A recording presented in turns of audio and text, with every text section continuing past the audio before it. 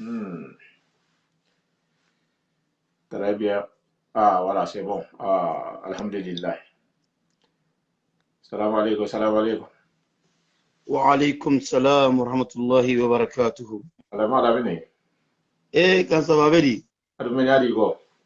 يا خالي مو تكنيسيان نتيباري بيكين تلفون جنة مفعنا تاجرو كجندة No, no, ini segi, iba kata. بس كنا لا لولة Iyo, كابينغا بس كنا بلارين تمي مي لا فوسية إيمن bisa, منو سينال دي لما iyo, بار كابينغا لا على لو نغا سينال نغي لا سينال جي ah, après جنة على ينجي wala, امم yang kembutu ngum, be bata ke technician ya kembutu ngum, menala konkurensi le kala bar chile kem do أي tando. خالي إبت بيلا دوناتو إيه Ah, kuno nimbitan ke wol ramme nyagaro Umar Jawara bar jaba yaro ning ikram fana be be yeni. Ila إيو eru wonya ina tala la bo ma me ata fana. exactement Ko ha voilà de bi ha de be al ko se maila manyame. no mfanni umar ken wona le man futo muta wala ka ke hotel mi anya je mo fasile Fanne nga ku wal na janko he kono inte ben talla émission tole ma ha benar yo amu to le moto ndana controle ko nyam benar mu ah d'accord ndana controle ke benar njo aje eh la ilaha illallah ajole fasar kam ah he o muku walati nyanole muku balati kuno hakumo damu ta ko wala imam lamina ko yelo mambo jake kula yelo mambo salu kula yelo mambo ahayin le madam yoro bata men na ko la wala mo tawhido ta ala kilin ala la kilin bahaya abele jenti atre fanga jenti ala to e bena eh ko te nta kumo janya la ken jena la le directement wala hafsa ni bata pere ken te ken de dun na sujet kono reten inte kem preli ngala muten ko alhamdulillah rabbil alamin am fanam pere le ngala mutam bangura la ko le kom fanti halu kalambe impreli ngala muten ba falan ka a'udhu billahi minash shaitani rajim bismillahir rahmanir rahim. La paix et réconciliation au jama qui ana musulu khana futa khali konton bi uragina akhamsalumba. Le 26 novembre 2020. Barinya contrôle mislimi ya contrôle tigrinta ya contrôle famaji gobe contrôle mento. Contrôle me ni mislimi yo khafo nyon nyen albata nyon lahi di kalin tekala nyon masiboti. Wa contrôle o mo la sila bi ma khafali en ka assalamu alaikum wa rahmatullahi wa barakatuh. وعليكم السلام ورحمة الله وبركاته Nena wakalin tukun na timinandie na busheke no mo alhay muhammad lamine jabiti Mr. Boucher alhay muhammad lamine jabiti ni sa fayen ko danwa bar bi ala bushe ya fayda bushe ya ni danwa je kele kannete be nyon da peteke nyim be maso ah ala haji go dole kan woto fonni ke ahala kanu ahala ila kanu ahala kitabo kanu ni wol mo alquran bati na abota men fananto amantego fananto ni wol mo jahangoti anin ko fola bela denne haben daji goma parce que alfayinu ni ha katale beteke ni ha katale beteke نعم ni ha men kata nge boru wol silo kambi sai da ke ya lo memma wotu mo woto idinga siye mambo sal fankono asiye man fula kafo alama isiye man na fenti hila alifa lula balu fenna imam men soto nyalo alifa yi hayin le kay hilo nyin pilasi le idinga de beye donc nin nata kukuta je nin nata sunyar la fushide nata haramu do na fushide nata kunta nya la fushide nata kukuta fushide donc ita tahta wasasa jam kutale inta fula ki hasoto na alifa ni lalla wo kono la ni ala imam la bin bena la bena la sumun na wo dul le kambi ala ko sem fanje nyame parce que filo be kirin ya lon ha fili hifanje wo bije bar hifan na fili ni mo ha fan na fili isi fanje ni nyaaw mi fanje donc bena la ko mala wo dul kambi be ko mala futu kam be kuma la dimba tigiya kan be kuma la ke nimbu sul kam ba bele basana meti sa silam bi ni ala son tan na ustadi hadam da sa al safa hamu be hakan jamen alay man lamini salam alaikum wa alaikum salam wa rahmatullahi wa barakatuhu ameta bi ko benna men fo mislimo li hambi mbi bulu la ise mislimo lu konton na waxto ta nga taxawala hada kan directement parce que compte fili dole benna la wole nya sifali yambare mba fili fanani mbare ngali fi kan di ñoxom ma folo wotumo insana question kan ni ala halani yo wobenta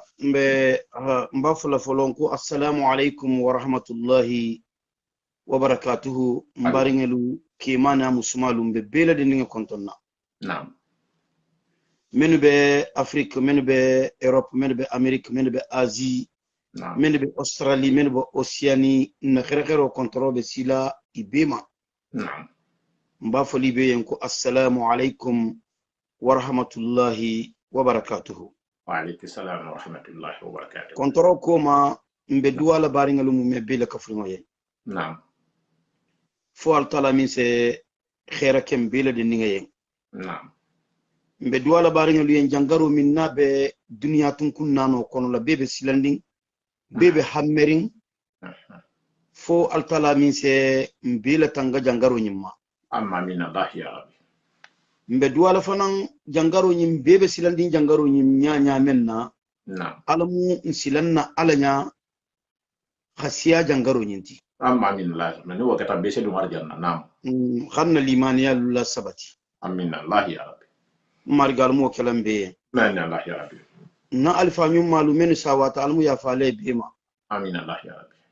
na alfa nyum malumen ben kunna alamu ibe kende la hisi ma ganni men ronfi amin allah ya rabbi amin allah ya illah ya rabbi konta fil wobe men na gulloni bangito min ben nasagalaten ani min ben ala nasagala konta filo be jarala ma taala la timargi ya illah ya rabbi alamu na konta filo be jarala amin allah ya rabbi konta filo min manke muslimi toroti amanke barin toroti amanke signyo toroti اللهم ربي صل على محمد صلى الله رسوله كبركا وكلا جني بدنا الى حرف الكل فلون بمما ترى لبارين نعم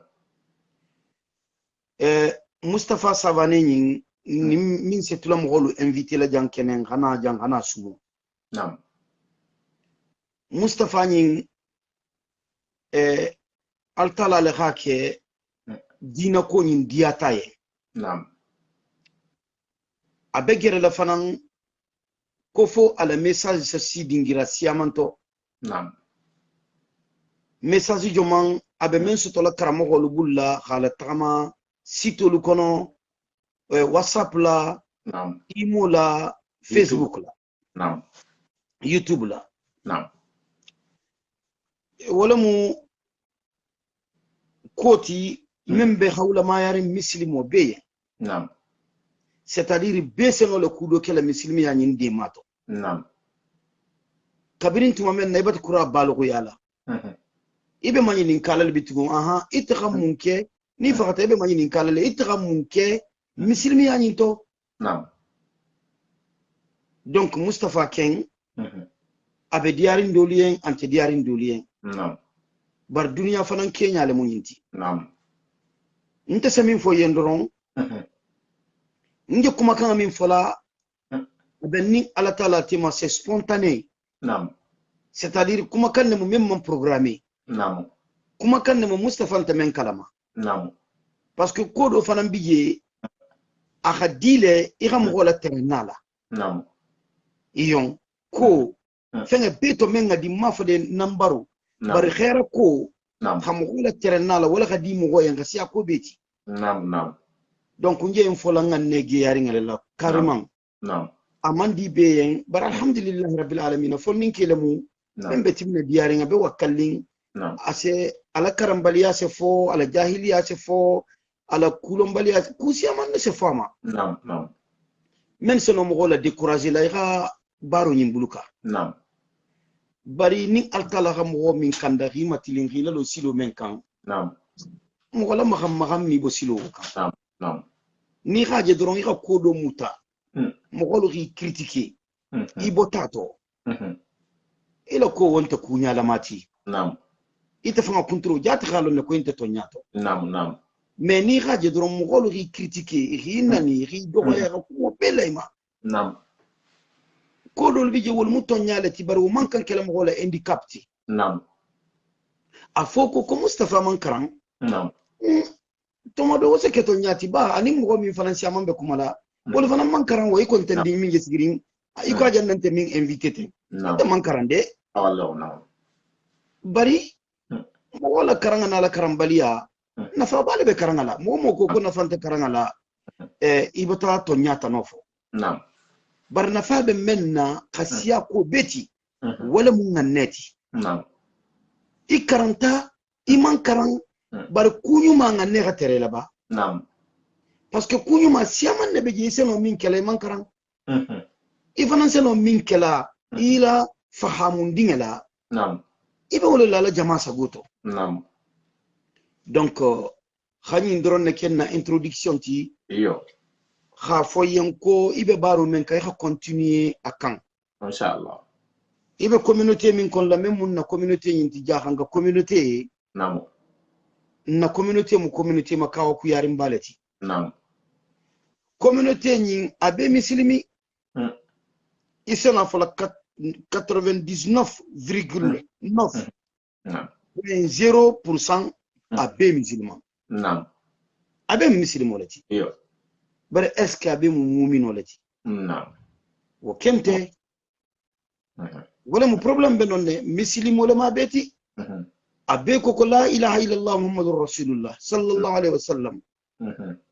a 80% fanan ni wonte sono afla 90% abe sono le alqur'ano kulo do karanna nam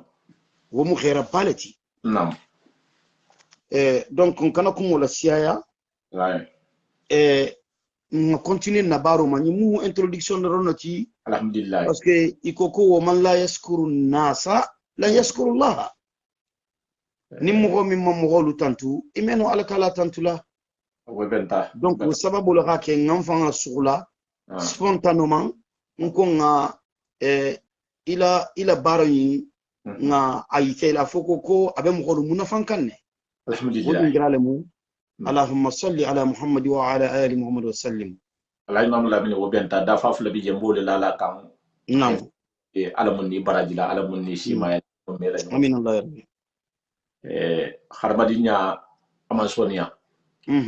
to e jeme madan bara men minti alhamdulillah intebe be warin ni ala halani ni ala la tarfa funde fati ton konsi no akela ba fele ngalonna almanyininka nam ndel ku siaman tambita e halon harmadinya be ku fusito fo ku do la hafoyma nam arsa ya men jenti na hamo ho soto fi haden ku do la nam wo kono da ntel hay mo ho lonna almanyininka kamani ni lonna se sumo menke ni haje mbafi mo hol kana mo hol la meto ndoro yi hakilo la dum ku kotola iyon ni haje na ni remembo ento to ko ni tani memba to ku siaman memba to altala haji gola mo men fangata ko muhammadu rasulullah sallallahu alaihi wasallam hakikila tiani dunia kono femeli bietema nam ngola ko mo mele lonna lulai hamen fo ko mo holo hamen kala nam ani hamen fama nam aben ma parce que abe bara men na wo bi te lula intérêt toucher la ou bien amandi tele exactement nam to ni ko le bato nam wo kono ni bo do mandigin kai be bulari wo silo do ko ni lonna le bato nam donc ni to ko kime wo fanan wo ne man mo soto ko me fo ma satra itente dino nyinde mala intitalla ite man pare folo woto ni alhala yini inshallah on se duwa ni hon nyentel preta le be inshallah ntemo ko dan lan temo ko do ya lan ti jam fanan ko ham ko nan non o kumante bari dino na ta nyamen na alquran o hafa nyamen hadith o hafa nyamen nkila hala ba fi hole lan kenama ya muslimo inshallah ni ala son tawo dum fanan be continuer la fanan be duwale do ron tara la muslimo la bari découragement ni abiyat ale ni mbota non senan na wala hadaka nadiyat ale inshallah ala imam lamini njatu kumole to konto filo betasiya nam konto filo betasiya mbata tubi comme ki ko ni khasisi la lo jaloto nam jalo melaja sisi melaja nam ku to le bata siya na ko to nam ya hanga kunda ku siya man bije asiya man bije ko fo la parce que nte sa fa sa ko fo la nam embela me kan jam de Senegal ni Gambie ni dollar beto Mali le iyo iyo parce que ku siya man ben na misilimi ya kono nam anata la ko hanyon na wasa ko hanyon complexe bon tema ha nyon de ma ul la tamala iyo ala ulta positif le ma iyo arabi bet ki kan negatif tibi nam ala imam lamini be kuma kan kharamadi nyala mabi ni membe kerin ke ni muso la kuluma nam ya hanga kunda ni mo ya be kerin iyo la ya be kerin nam bari musunin ke ya bi nam abata tun tema bi akendo lu ketu parce que na kuru bata si ada mo ta fo ha fole iyo mo be kerin to bi mene mam muso libo ni honto nam ntata la muso nu wo se dan jamme mfan muso ni wo se dan jamme ndo hola muso wo se dan jamme mbara nu wo se dan jamme nam o difference bata fi mabi nam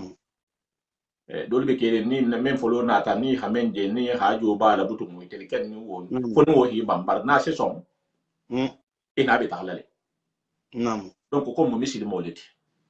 iyo ha ke ma fi bi nga sumo kam ala ko mo ko sa lo nyame nam ini musijo man se ta ina hakan dan na hamminto nam parce que limite le be ko be la iyo nyaba la limite bata ba hata jama hata habla fasula nam ke doronte ni musul lem iyo donc mene ba ke kambe adresse kan wala la ma fo mene ta ke kan yandi wori si haketu mene be sila ken dolu kan nam mene nam silo de beta silo de bi fi se na silo kan ba fi hado ni fo nyon wala to fo se ko dolu nam wori bi sallallahu muhammad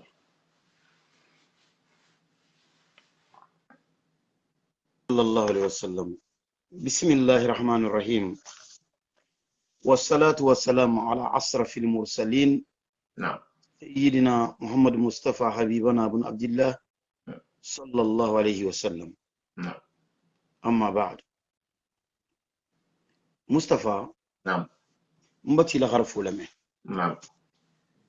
مبتي لغرف لمه أبتا ديانين أبتا بنيما نعم إكو منا حرف دام كم ودام تجمما والله wolondin teje tulun temen to few je ala few wolondin teje bari mbe altala tantula ku kilin na wala be kayan din limaniyama wala be kayan din danganayama wala be kayan din tonya reconnument anin ga logiquement ni mo min balugiyata ni si mira ko min mo logique ti imam besoin de foyer à travailler école jatla en tant qu'être humain en tant que musulman ni kolmu automatique leti inya koto isa jele franchement il se limite long quoi bari altala ate man saba man sakallanki amanda ko amantolu ke ko be hangalu aka mɔgɔ dale xana mɔgɔ bunya ka horoma xa mɔgɔ da xa bunya ka horoma ate ala fanga masaba masakallanki بعد أعوذ بالله من الشيطان الرجيم بسم الله الرحمن الرحيم أكو ولقد كرمنا بني آدم وحملناهم في البر والبحر نعم ورزقناهم من الطيبات نعم إلى آخر آية التلا أكو كاه أدم دينغ بنيالي خنا با هايين خنا كو بي هايين en général نعم خالا في سيا دالي فنغلوتي نعم خفيرو داما خسمبو داما c'est-à-dire ha ko be kayen kuma kana fanga ni ngamo wasa doron ko wala gadi karramna bani adam ala abata adama dinga bunya bunya wo ko bele bo kono ni hala saga isa ta min ko adama dinga be bunyari naturellement automatiquement Mustafa idinga e men soto jaagumba min jibul labun kon la jewonya naam anin kadija min benta bulla jante naam isa dindinga nyingele dimmuso lolunte dimmuso nyin adindi nyene manyin abalima kulungo me atoro fusile nyakoto naam isa jele iba kula iba la kusudu mafalinna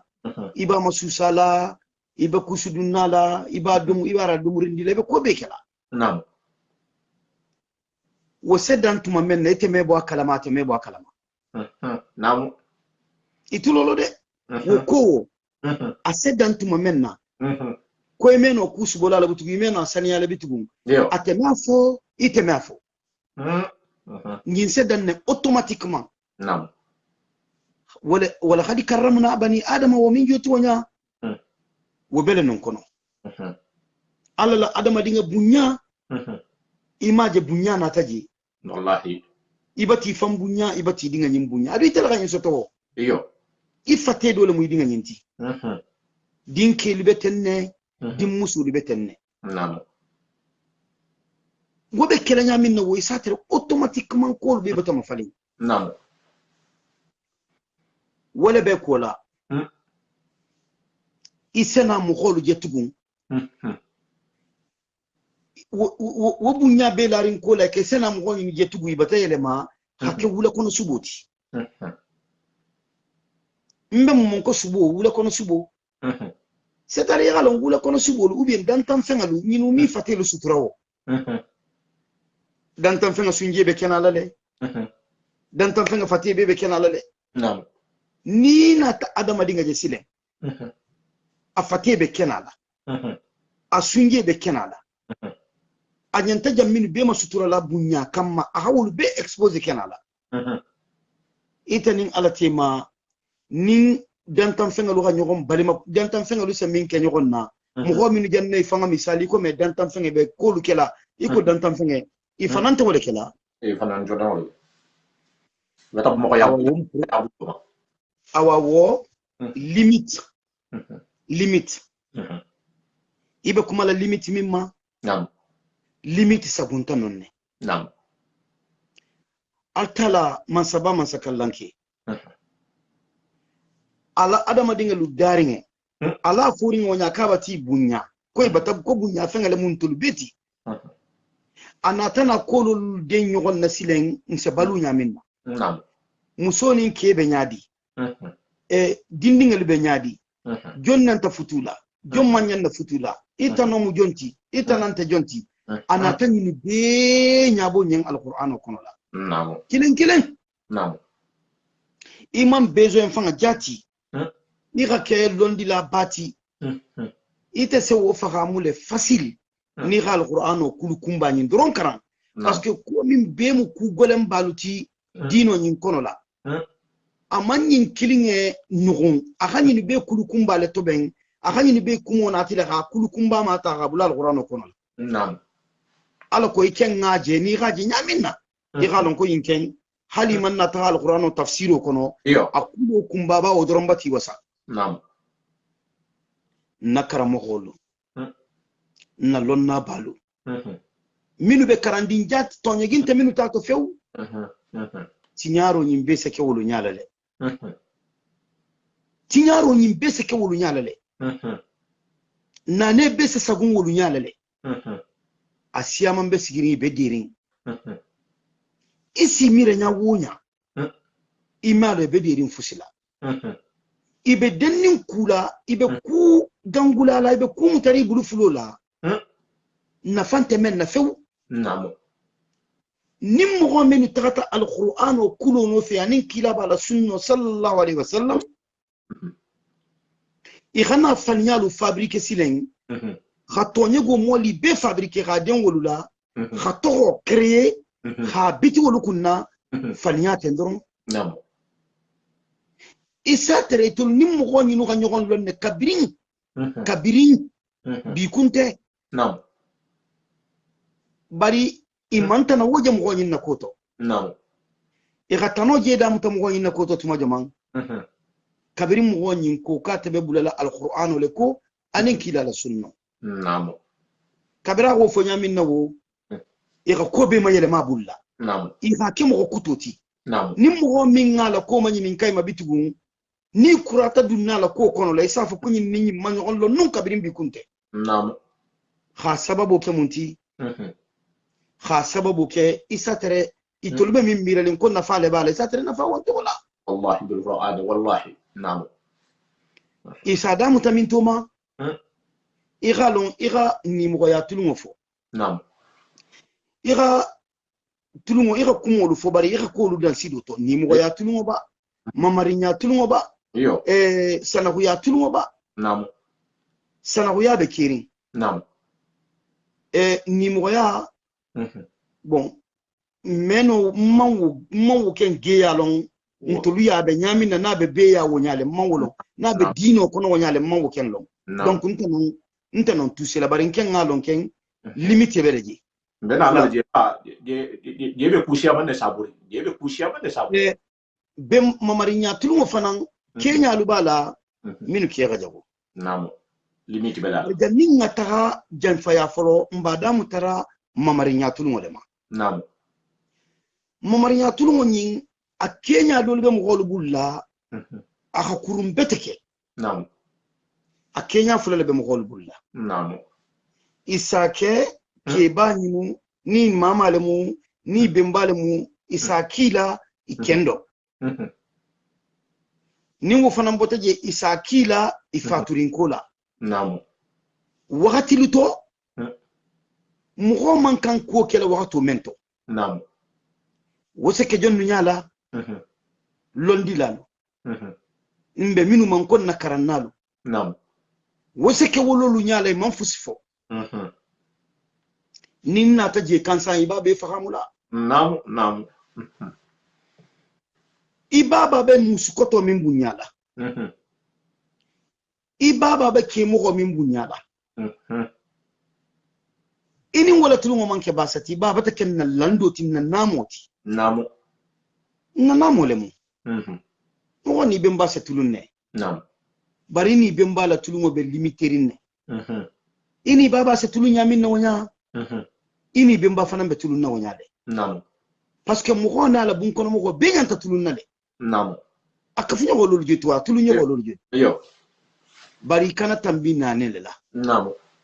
ni sabunta nane la doron wakato dol tay be mbase dimin bari bal dun ko kal be mbale mu asama susama wakato dol tay kumo dol fayen asa toro baral ko kal be mbale mu adinge me khani wo fola yen mu gumo na babu nyara me khani wo fola yen isem mamaringa jele butuwa khana mana kan sifa wo fo aje nambaro le sotola fanga yen wonya malo asa kya mama la mama janda lidi atolun te fuskalama ambe mbalo dabula teninten no ameke wonya mamarinya tulun toti nadar harafati te diar ngama ite fanga me wo kalkile ime fati to diyama muku tenga isena ni bela file ni mama ibe mba tulun isi be mba takinele abe jelele fanan be jelela namo mugo fanga be en général namo ni be mugo be nyon takinela akatera iba ma jelela tebe jelela fanan be jelela wala kadi bara karatra ya itebe atente foro itebe jelela atebe dimindi asatere wo mukukutaleti ija hakole soto kan wonya yo ija abata gene aji generin na wonya itebe jelela atebe dimindi nane la sagungo le moti mira bali ale moti o do jele kenen bemba do se dimin hakumo do fo mo ise dimin ngene mo kay bemba ya tudu mo la exactement min fana nja folo nya ko akatu yi ma maringale mu wolul fana ta fuskalama bar bemba ya tudu mo la tudu si pa mandinya ko si pa mandinya exactement wo be fana wo be rafisa nam min masilanta beti نعم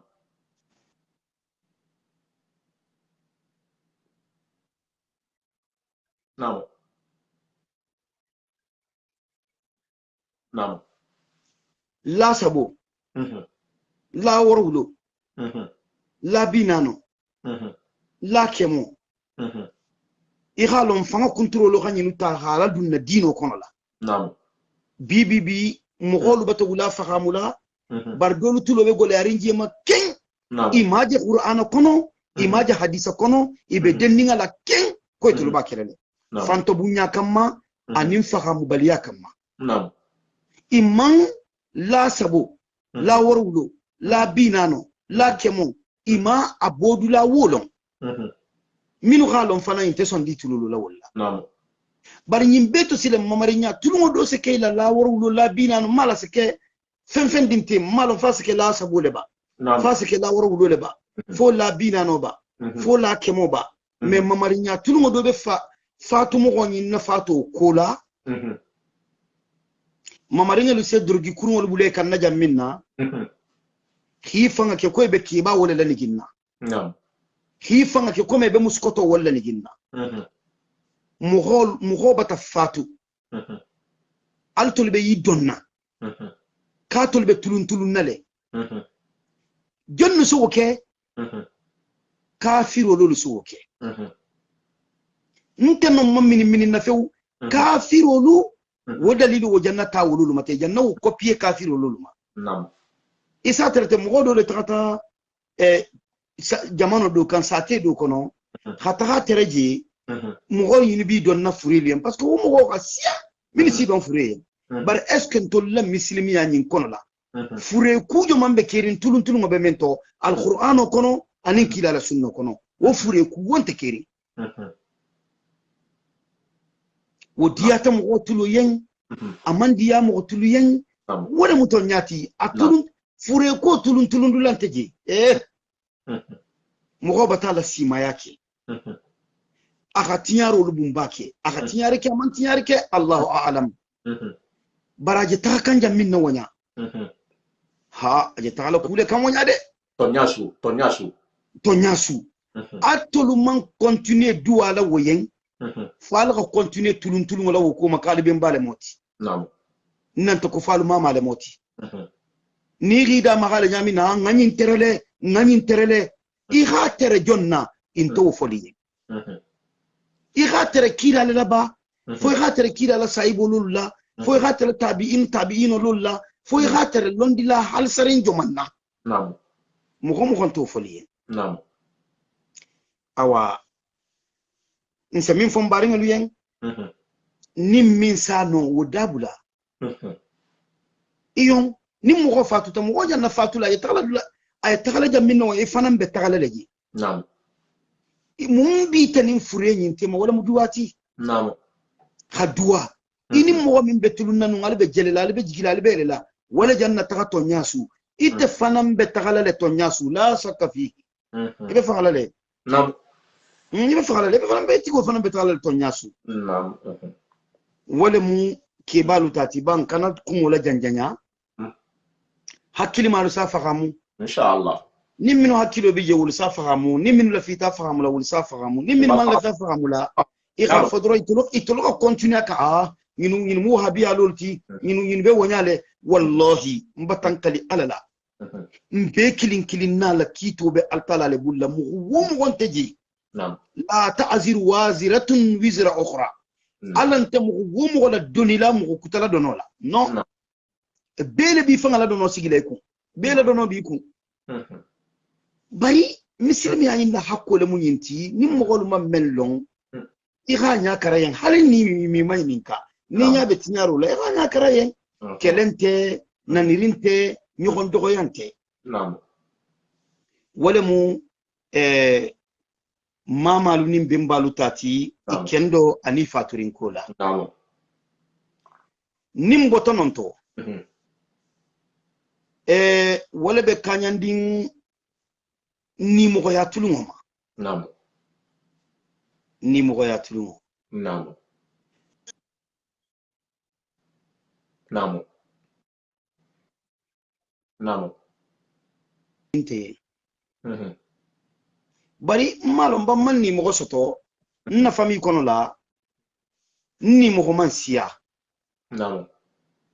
mbitanga lolo sia ni mo man sia mbulla beteke نعم mbitanga lolo sia ni mo kilin kilin bi fanan be mbulula ni la tulungo be daleto nimbi takinila mbi takinila ndaleto wo dawo fananto mben ko to bunyari ne donc mben ni mo ko bunyala le nte tambila nani la muku non fana mun sake mo nani mo ko tulung hay khasi la rangato la rangato iyo mo nani mo ko tulung hay khasi la rangato Allahu akbar Mustafa c'est-à-dire il khasi la rangato mo ning ani mo ko tulung hay khasi la rangato non bata mo ok non wo mudan na tamboleti nam wo mudan na tamboleti de wo mun nani sagun le tira tambi nani la ana ne la sagun c'est très grave mo itanonte ini mogoti c'est-à-dire itanon mu ibare muso tinyamin na ima futu itana sifa wanti ini mogoti nam ini mogoni musole mu iselo men futula wala ka ke musu wo musu na manki itanoti altala ga tongo sigi ni mogo menu tema alquran o kono la na manke walati ini muso ni mankan na kulunyala muk ini muso ni mbulo kana si nyogom mo muk iman kan muso ni balima kulu mo fananjela muk muso ni nunya wala ka ke ko mo golu a provocation bébé fatana muso lo la deux fois ante dendin fusila fo masitinya kurungo nam masitinya kurungo muso ni kente jamenna isi masitinya menna ani ni kebeje isi masitinya menna kilinte nam bar muso fanga masitinya bele de ninga mu jomanti muso khoro muso nga précisé de khoro muso yo khoro muso abela ra tande nam khoro muso membe futuri ngo masitinya momenti galo ne nam ifate jammin be na se ke kutala mile wolun won mo tante woti foyki anyala akoma inyanta wala marala ikele wala ka ke masitinya be forinya mislimi musolu mumini musolu plutôt mislimi musolu ntede bare mumini musolu wolu semalo ifatele le bantoto wolu man la fike kutari fatije wala ka ke ni ga mo sifalu je ila duwalu se jabile parce que je kule la nyan ni wonya njo wato min kono te 21e siècle nyin musolu bata pare ki fatelu exposé ime muslimi muso nin kafiri muso te fatan bolon bitugo ibe siso be kenala nimmi ma siso la bo kenala woji so mela nimmi ma fate forum ita woji so mela kodi mbaringe ifate ni siso wo abele ni ninga mu jontati ikele tamu ije fitino le nyini na ifanga yen namu ije fitino le nyini na ifanga yen dunya ani alqiyama ije hakko le makola lungolu Allahu akbar ha sababu ke bannaju kense nyati c'est-à-dire bannale muiti bari makulu ibe fano mi sanding adaha gole ibari makulu namu alsi hakat dabata kuntu alima la min la telefon abata taha par inshallah benarin ne ala connexion la jana kuntu ayat mado nana ta sai bena la continuer la alin sen hakilito comme moi même fala ni mo ya tulungo limite le bala e na mankan si la jandolu to futu mankan don na enini mokote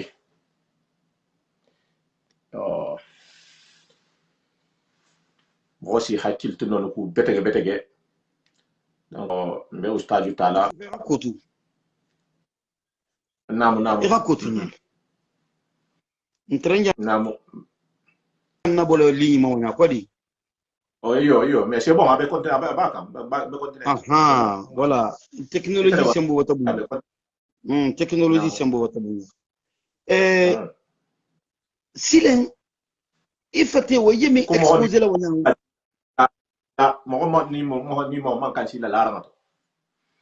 Voilà. Silen me borbar no ke nane le sabunta. Nam. Nane le sabunta wala ka ke mo ni ini mo sita la rangato. Nga fonnin ke dole kuma kan alamele nyin tilfulo. Nam. Mbari ndingele mati ntata dole di mati. Nam. Aka témoignage golem baluke. Nam.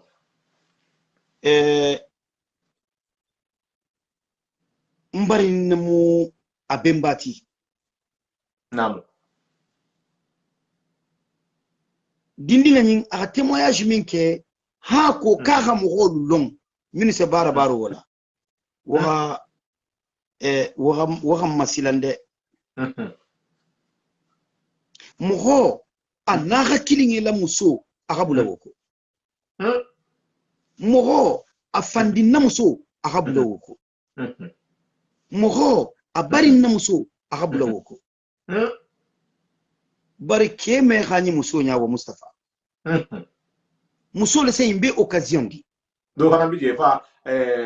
abaru muso le moko ba afabala muso bi afande na muso. Effectivement non. Keralon ngenna ndama hanon doron la bare amoli asifa bele bekeri. Nam.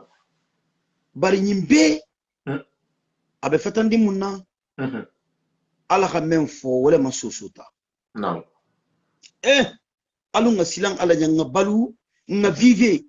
nim mem balo nyini no kome ala ka fo nyamin na bari nga masiti iko ala ka fo nyamin nan kana dono la siya fanku. Nam. Bari nje min be foli yente Mustafa. Nam. Ni ko koy bi da magala nyinu la londi la dolu ben kono la min safa ko nyinu bati fanke wahabiyati al kana nyinu danku nyinu te fuskalama ntolo gani mo ya tulu nyinu terele mo ni mo ko tulunne bari ni ga ila muso min jo fola wonya ni ri la muso ni idogolu yelati la laranga to lumine ni la musolu ise ba ko la mo wolu ko ala la sariyanga ala ka tongo sigi kumina ko mo man kan tambila non. Nam. Ikani ibulo la musu bulo kono la ila musu ntementi. Ikana ibulo la musu wo bulo kono ila musu ntementi. Nam. Isi bulo la ibari musu kunanga le bulo kono. Isi bulo la di musu kunanga le bulo kono. Itano mo menoti meno be fori yanko itano le muiti alquran kono la. Isi wolol isi bulo la wolol bulu ini wolol se kusia manuke sika wonti ni wolete mo problem wonteje. Nam. Ini na hakilinga setu sam me bungo kono la nyawonya mira kurungo mena lu kungoto. Nam. Bari insha Allah rabbul ibada ini ni mo itata be fo jamana kutakanjela ini ni mo dorombe bungo kono la suban tili nyambang albe min ni nyogonna albe nyogom makilileje minto video le bena la nyogom ma face telephone kono la Mustafa domuro bata ke kono bata fa nin kono fata miro le siya ya kun kono nin kon ko be mo wala wonte de bar nin kono fata fetu fato be kirin mobili be kirin wo be keni muso sagoto luba imma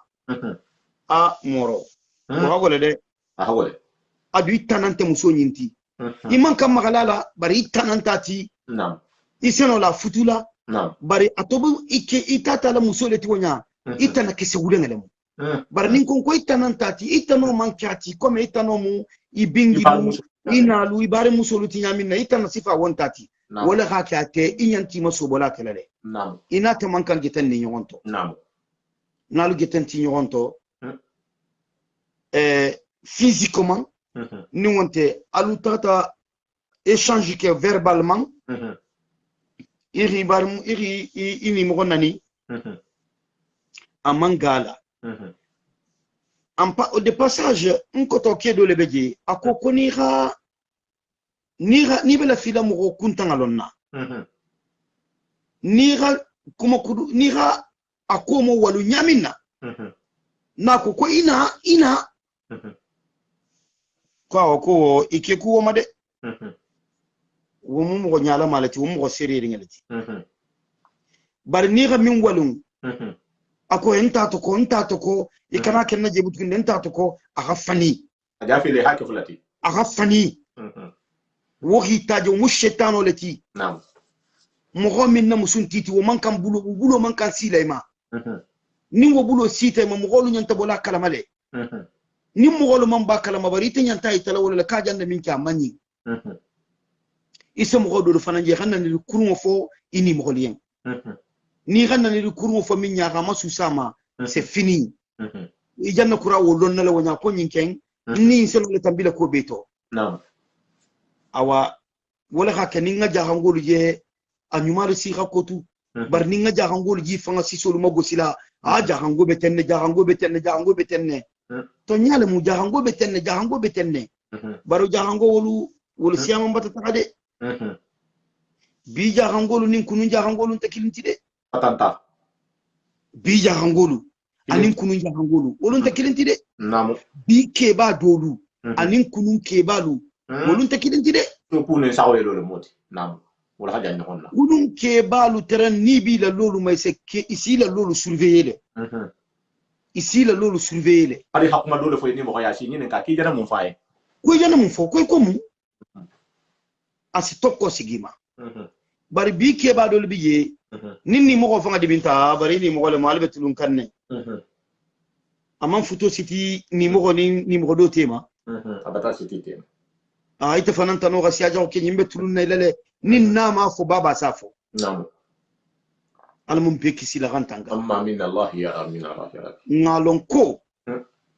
na nele be ko bela altala kole ko suratu nisa ikono la nam akoko man ya'si Allah wa rasulahu nimmo minga altala masusu anala kila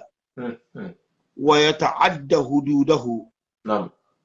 إغني لنا نيل الصبون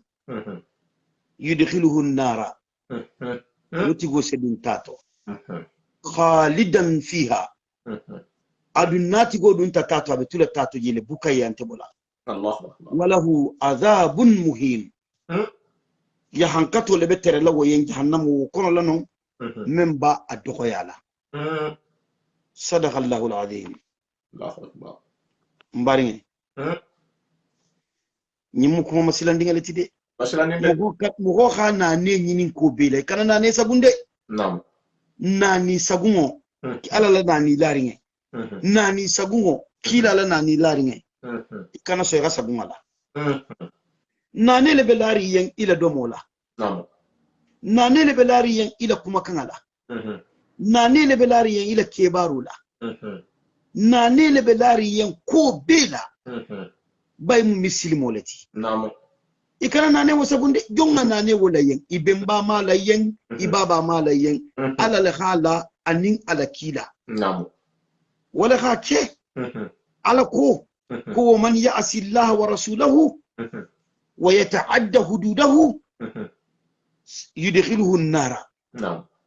parce que wulu mu masosoro lo timin sembo gabum beteke irilo ala masoso irilo hakila masoso ejanna minu masoso wonya wala mu jannuti do nyin na rida khafonyo dima namu khanebule fateto khike mo goti namu nya dima khatulo dima khakobe dima ibi wasula ko min bela khila kenya khila lo khike simfulati goti c'est-à-dire khasembo be dima wobe kola janni ga tantuira batu itama wokede iha masosule khala nanil la sagun katambala nanil namu wotumo aha jahannama min to ben wonya enta kisila jemawo doni fana min be kanyen din kilaba ma sallallahu alayhi wa sallam namu lummenna mugolu bebi bole nyogonto mo kilinga nyin nabi lo lawo hi defendu ibe mantilo le yen wolungo ije laren walle min no wontilo le yen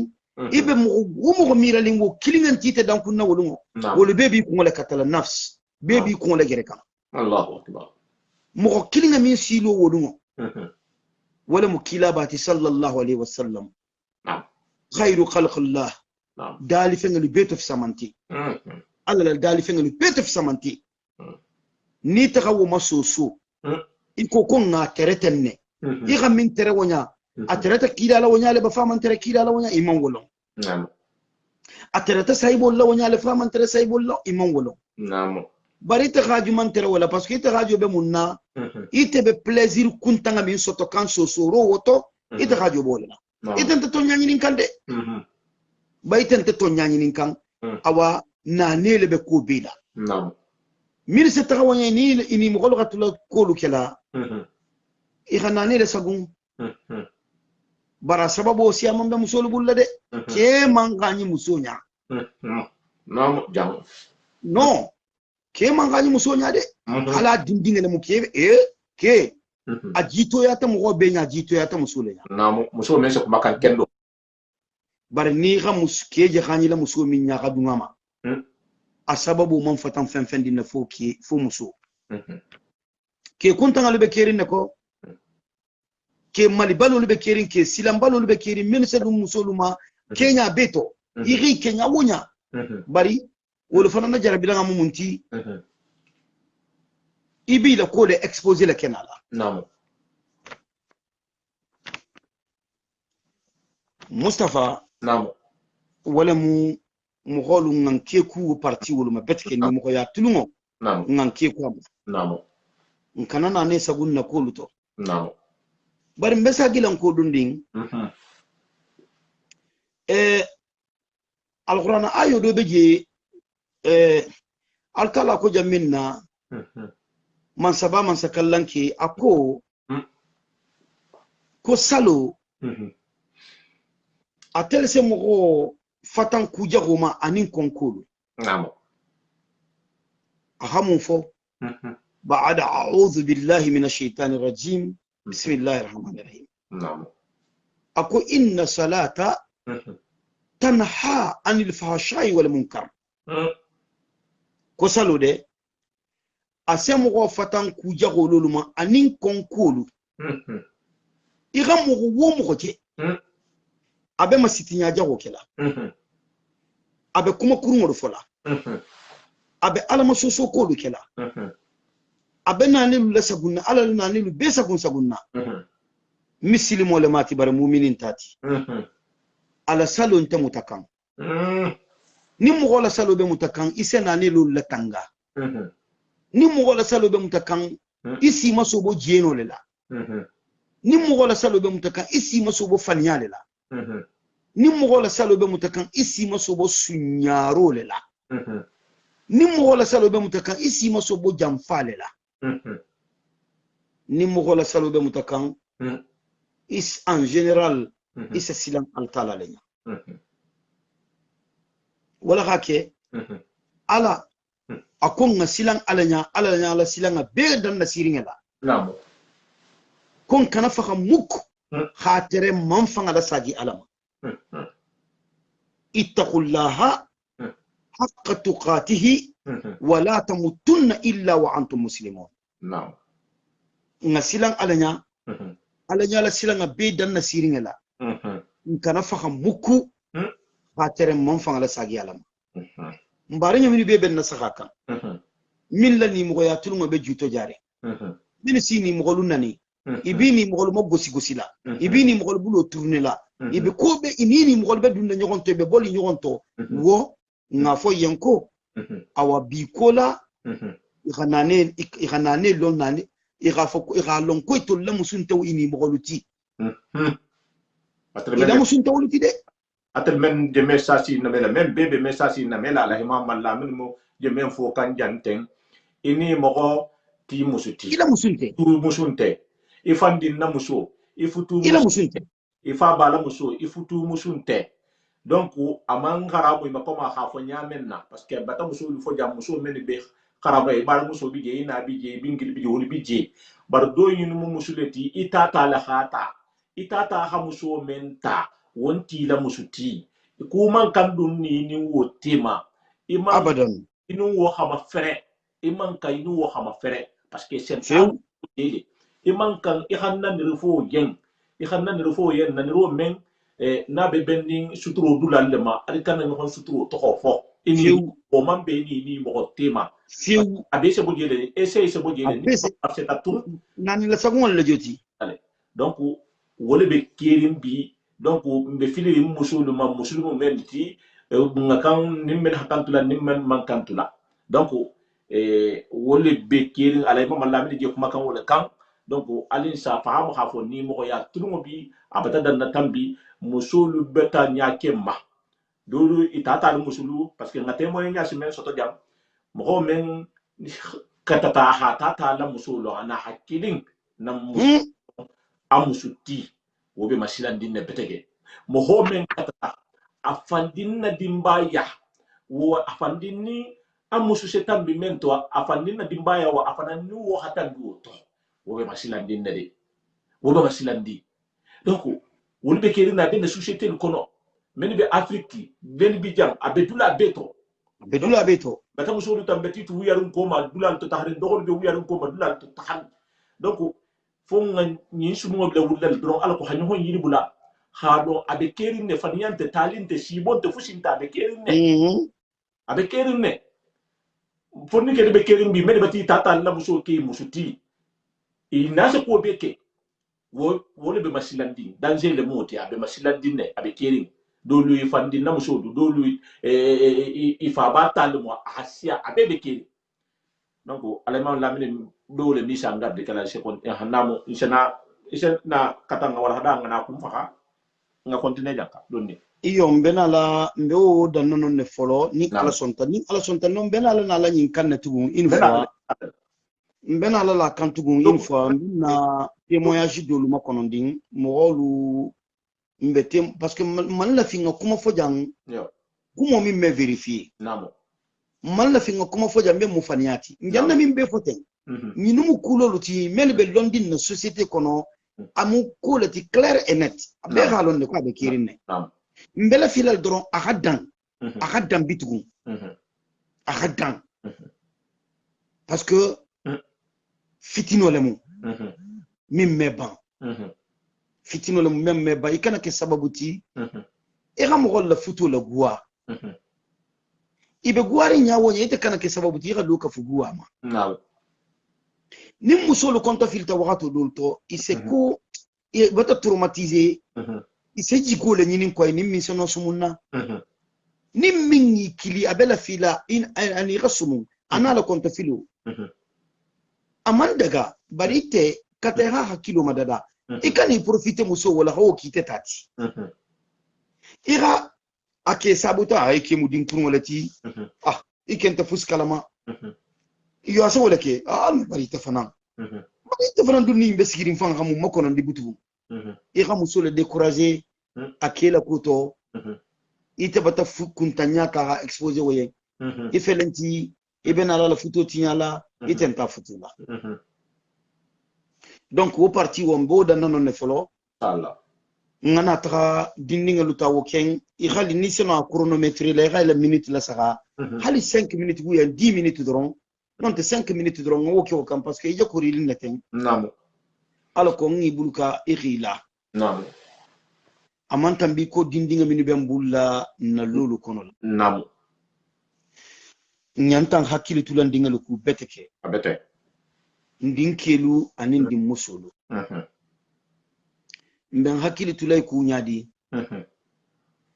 histoire dole mu nyinti mugole ga fonye min ngaje ni mun fanga kunturo la mugolati atata abe barla école lale atata tere dindin kuntundin dindingalu de iman san woro wulo jati si folo din kendinga nin di musundinge ibe tulun na nyogon naji école toilette kono la itulul na de Mustafa di musundinga nin din kendinga ibe tulun na nyogon na école toilette kono la nam ila maîtresse tati terrain le sile aha dépassé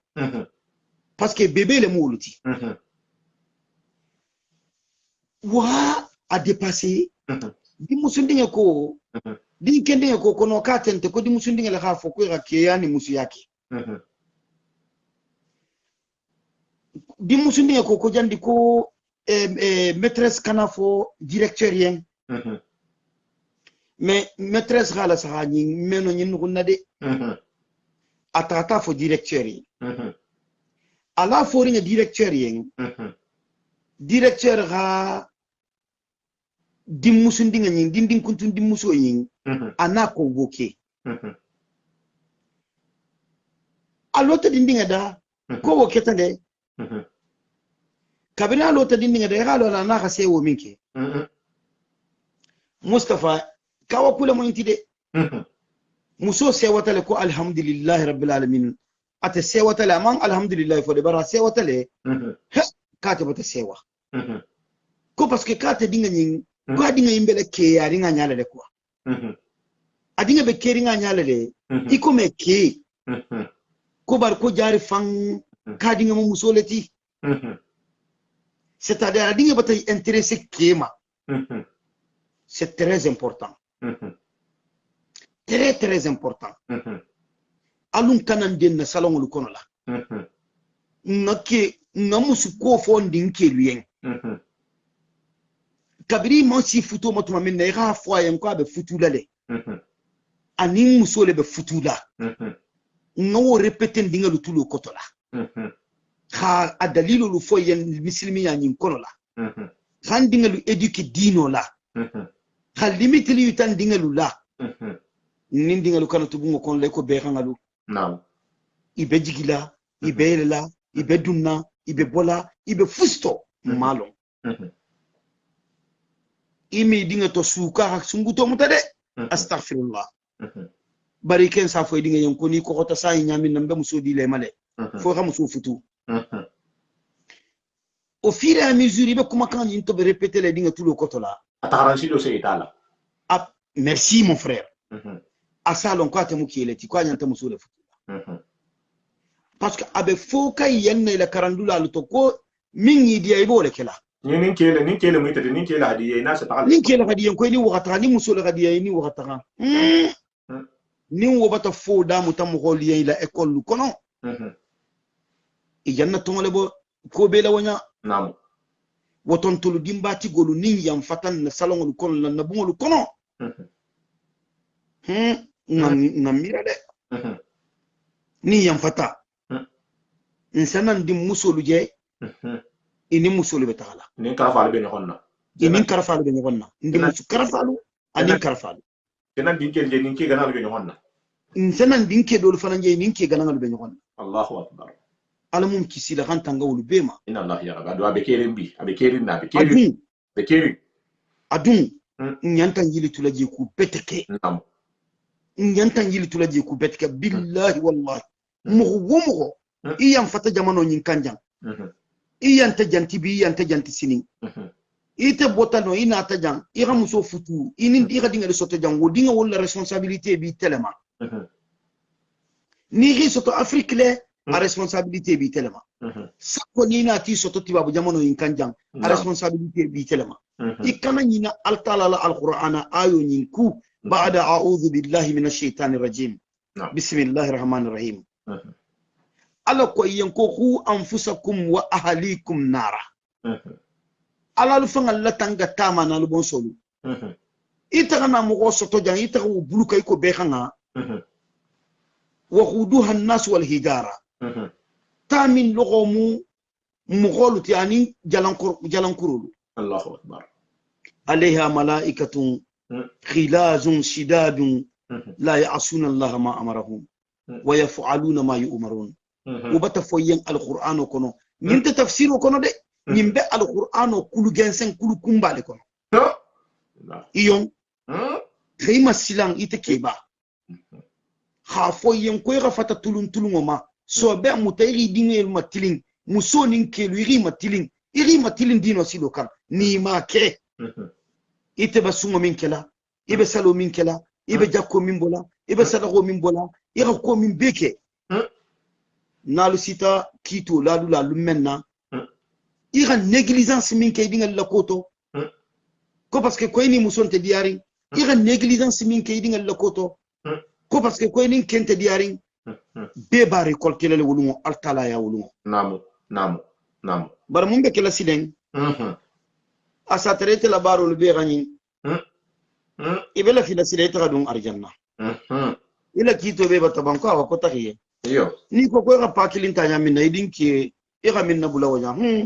ka kan ta folo de nta baba le munti megen ta tere bulla bu kon laji aman salo yitanna aman dino yitanna atara me fusi fonye akan na bula le faida mfana man fusi ngaje woto yi ninte tala di isila bara nyuma wodo ta gadi woma ni ko ga ta do fanan safo ise do di wo fanan ma ila muso fanan sa dala kasi ise do di wo fanan ma c'est-à-dire mo min bebe den ni tela isa bela mutaila ni gaja ko ay fanga la tanga tama ani bul kono mo holu ni man woke ni to lu perdita e fana janna perdi le woto ali bele jadu natato ala mun kisila kan tanga o Allahu akbar fanna ke fanna bara woko la kilaba sallallahu alaihi wasallam anatana ayo yin sembente ya ay ala hadiso yin hadiso yin mbatanyin répété adum fannim be balorin dugu kulo nyin kan alqur'ana ayo nyin anin kila la hadiso nyin parce que wala bente ko nyin ko la luwodum nsam mira wala ma arkana boje wala ka sembo dimma ha courage dimma me wotun na musu yen me atun dinyen intente sambala jahannama tato de inte la baro njinu bo be farin kungoto ni te fanan bula ko te fanan number ile fanan na number fanan alante takan e a mben devoir le kala ato Allahu a'lam kila fanan ko sallallahu alayhi wa sallam ako kullukum ra'in wa kullukum mas'ul an ra'iyatihi jahango ka dogo bi mem man hadiso nyindo isi na fulafan jahanga wonte kiri min man hadiso nyindo kullukum ra'in wa kullukum mas'ul an ra'iyatihi jahango be ganyin don ne butu ko adama dinga be mun nakanir lalati be manyin karale la nakanir lama tabate jonga nyim fonye wala mukila bati sallallahu alaihi wasallam ni gaje ko ni mugo min alala ni mugo min altala so ala kila ko iti gobe dun na jahannama le parce que ñinu man fenna tuy man men fonyen min se mo wala kisi arjan jahannama ma min se mo wala dun arjanna i xanyim be nya fonyen na xaban ni taxawolu be tuje mutugu ibula ta karamo nugu jagolu ko min be mo golu manipuler la gauche à droite min be mo golu la sagila alquran ko ni kila la sunno ni ko nyami ko alquran kana o dan kun ñin fanga ba mi len ko tul alquran long bi kuma ken tul gani siama mele i kha me nya menna anaje me kan nya minna kilinte i kha fo ye nya menna anaje fo ka ye nya minna kilinte iyon a fota yenne do to khatambi ten dron a fo yen ga sido ga tagi yen bari ñin taje foli yenne alko fo se dun jangana boja boja na ma fanga nam iyon aje fo yen wonyade woto mbe sujet sabo yin ngani netabi nam kana nyokon toro parce que nyabi leje wawu kan ne inti dala kala bari be wawu kan kono to la man la mini halo donc nam men je mutarin ten nyum mu na fambale ti har mbe wawu la jang iyo piloto sujet ba de minti iyo emira emislimeto emira nga fo jande sa entella alfa la hakku be ka telefon se fonse taharan sido lo e hayta ile moyti hakka muso le sigila e hayta ko muso le moyti ki hakkan sigila ki le ko nam e jan jam men fo mbata na jamano en kam tandanta na ta jang nam isa men ma ke men nin ke se kafu iyo har mo men se bandi yake ni dunti kanno ni hagudu la mutila borlanti la hakke jamano en fanga may o abe nuhundin da be masilandin ne ya 10 ans en arrière ou 7 ans à 8 ans en arrière ni hagudu a putan adunti ka kabe ke loko hari hagudu la mutala jang ame hani bola kenala parce que fusime bato e nataje wole wurta dondin habata sembo soto duniya be kono bi abetala daga ndiya jambi ko kenin ke se futule ki hatigi nyohon ku iyo kayto hatara ila legalement iyo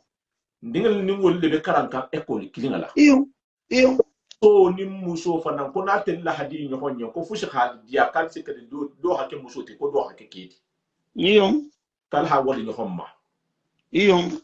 bi même fo man di nyaba la de bi nan ko fo la kono la bi namu wo be kirin bi namu yebe ko fo la to bi namu e ha jonte fu ila fo ki iyo talinte iyo onte fusinte iyo musolu be musolu kono la bi hata afrika mo hanjang abe musolu be musolu kono la bi namu ni wol tati musudu yimi aje godugo alay malande ha yimi aje godugo Allahu akbar nimbata si wo kulto namu afo yimbele wulla munna hafo konte lese kumo pe wonte mais sensibilisation mo ineti dolu me kumo pe afo le sa mele ko yimman ani bo wonte ko fo abenya menna ala ko no amu ala ko Mustafa wulke kana mo wulke njate wo haje mutaye donc wole be kiri ngakan hakil tula wole ku yo nin kembe duale tarala bi tarala na wal hadani ndim man ninte famala inshallah lutukanke ya nan ko fo la kono fo ala men sake lutukanke ya kana dunna jahanga ya kono la amusu amin allah ato fo ala kanadu Muhammad fanan ni moholukan ani ifandi la musulu wulu kono la taharin sentano le bi bulari la fo ala men se sentano la kori Mustafa parti wuluken nam minisi wuluke yo wolu feño kuntutale mo wolu ta nto wolu tal makono na ko han ala yade wolu ni je le bakela par ni mi je be fo wolu kala fo parce que dan ni parce que je la bataje oui te do bata tarala donc abekeri ne fana na bonya ngan hakiltu musul ngel be sigrin jam bet musul fana yalo na tara do kan jam fo ngana be na la to ko kel ni musul la ko duka parce que alay ma la min te musul tala ha musul tu faydin wonya ite me musul ma I haju te musul la musul hatu sigira fa monya sankili samfula san saba ko hodo albe be latini adu masonia ni woni sentan mo do tata be lu menna sentan baba muso be siarin kun ni me abe no muso ta man fo yimbe beta fo jallo na beta fo nyam amma fo ko parce que ko ala imam balla mini do ta muso nani ta ko kar hanga le ko fonte fana ngata fo ngalo na ha fonte ni mam la intela capacité ni ala imam balla mini la capacité de kilinti dino kuma ta do re kan nam do biji muso kilin kaso de no kodi iyo do biji ala kende ya se muso fulale no nam do biji ya se muso nani no iyo bari ite me musuna no ile kende ya me no fuchi me no ibe musuna di tala munna parce que imam besoin rota ko ni ko betata imam besoin rota ni ne mo kulu leti kan ko ti développer nyanye beta kuma ka bari be na li kan waxtu mbakira kutubo leti ala ko kulu se fahamu nyamenna iyo Mustafa nam isi ka kutu nyanga nyoko madima non to dundi nam ikalon dunia kukundin droit le beje nam musu minga mbari nangol la ko diya nyen nam sarahul lolu nam nim muso be tagala kilato isafo muso yenna khasabari khasabari de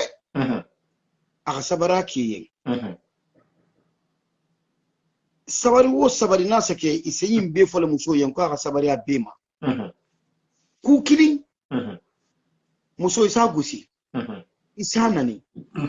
isa ko bekala sarahul lolu ko ken muso nyanta sabarla wo be male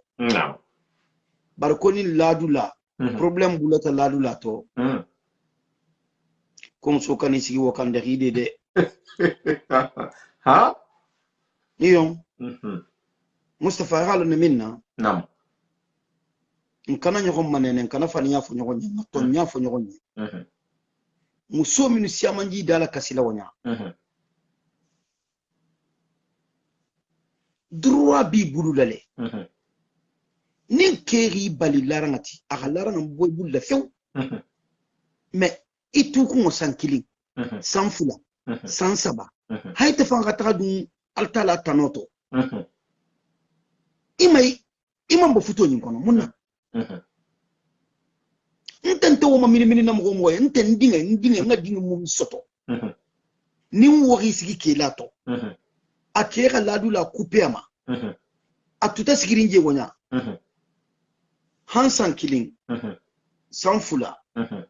anata da fonyen silen ko sanfulu le munti kumandun ninke tema ninga ha fen din terembulu njowo bula la ko ngoto jele parce que atele be tonye goto kente tonye gito asiama be nje bin fo kante e halon se ki le condamné mais muso nin ki galalu la couper mantiku he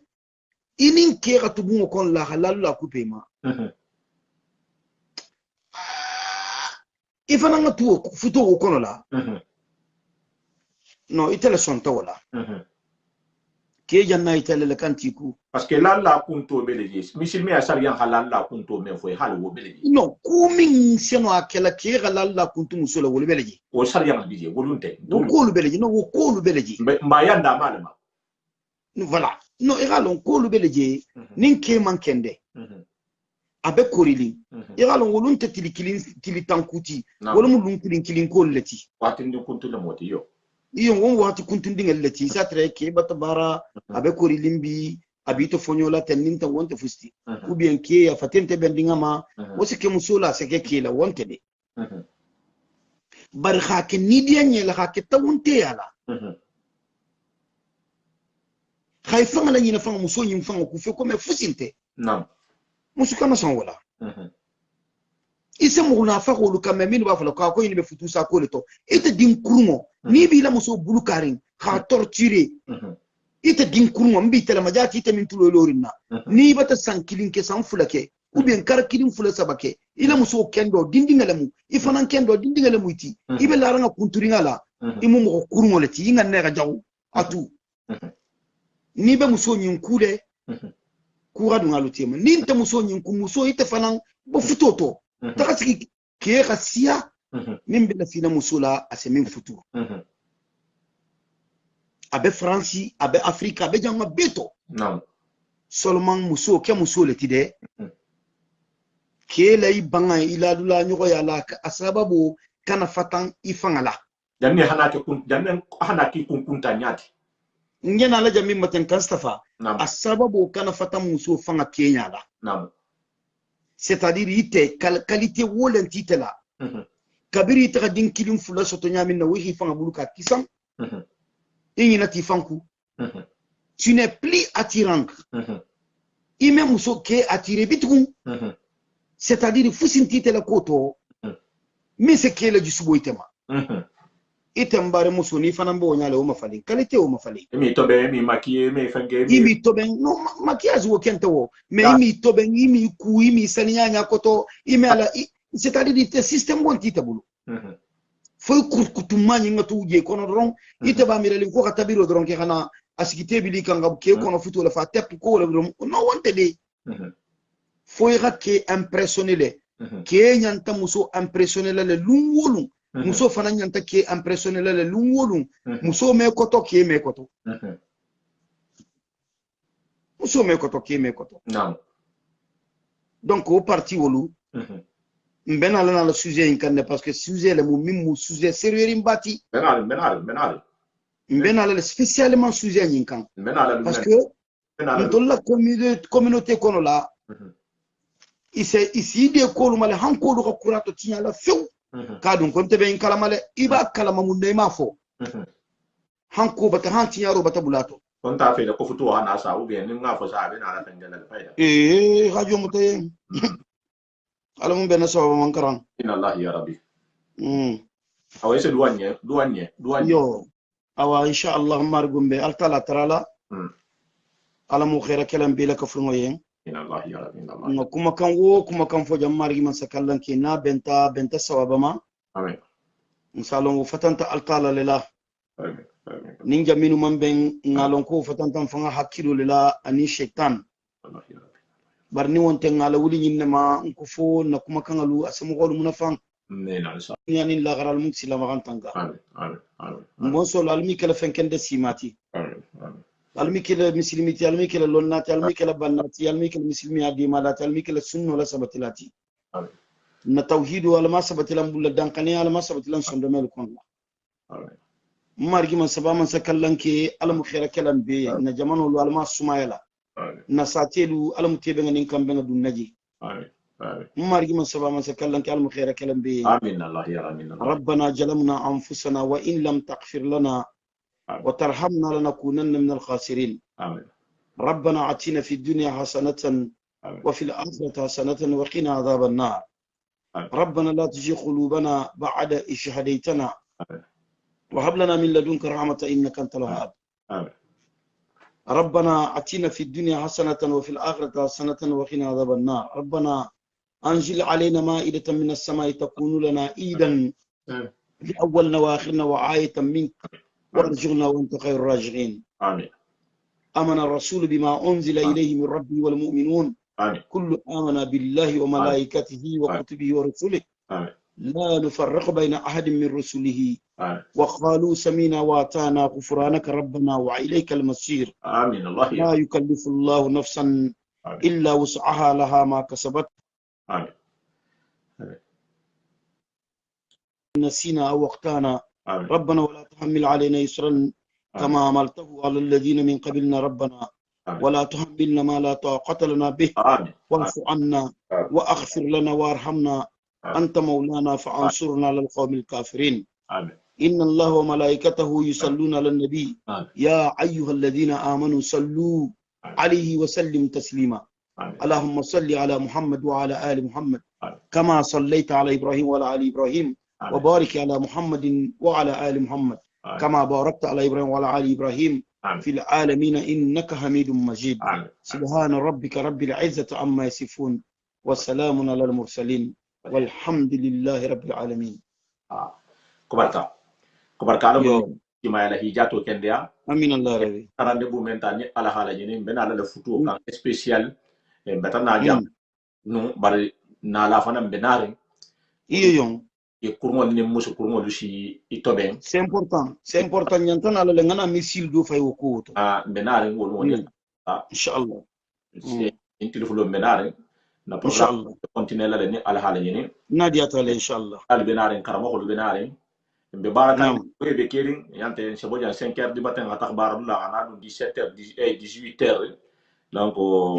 abe kering barante inda bula lambe continuer la ni ala inshallah be kontona do wala hada darna ja ni fana wala hada be taharin ne youtube la se même falien al wala hada partager ala khana ali abonné page banana